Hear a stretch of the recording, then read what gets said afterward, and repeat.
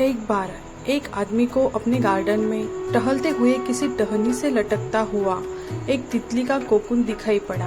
अब हर रोज वो आदमी उसे देखने लगा और एक दिन उसने नोटिस किया कि उस कोकून में एक छोटा सा छेद बन गया है। उस दिन वो वहीं बैठ गया और घंटों उसे देखता रहा। उसने देखा कि तितली उस खोल से बाहर निकलने की बहुत कोशिश कर रही है, पर बहुत देर तक प्रयास करने के बाद भी वो उस छेद से नहीं निकल पाई और फिर वो बिल्कुल शांत हो गई, मानो उसने हार मान ली हो।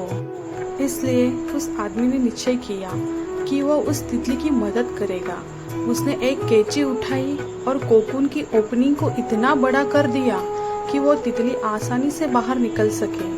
और यही हुआ, तितली बिना किसी और संघर्ष के आसानी से बाहर निकल आई। पर उसका शरीर सूजा हुआ था और पंख सूखे हुए थे। वो आदमी तितली को ये सोचकर देखता रहा कि वो किसी भी वक्त अपने पंख फैलाकर उड़ने लगेगी, पर ऐसा कुछ भी नहीं हुआ। इसके उलट बेचारी तितली कभी उड़ ही नहीं पाई और उसे अपनी बाकी की जिंदगी इधर उधर घिसटते हुए बितानी पड़ी।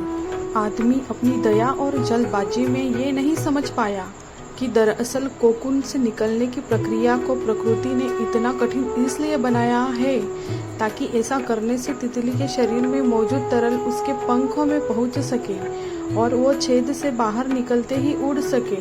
वास्तव में कभी कभी हमारे जीवन में संघर्ष ही वो चीज होती जिसका हमें सचमुच आवश्यकता होती है।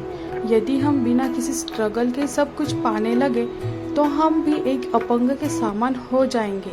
बिना परिश्रम और संघर्ष के हम कभी उतने मजबूत नहीं बन सकते जितना हमारी क्षमता है। इसलिए जीवन में आने वाले कठिन पलों को सकारात्मक दृष्टिकोण से देखिए। वो आपको कुछ ऐसा सिखा जाएंगे जो आपकी जिंदगी की उड़ान को पॉसिबल बना पाएंगे। Thanks for watching.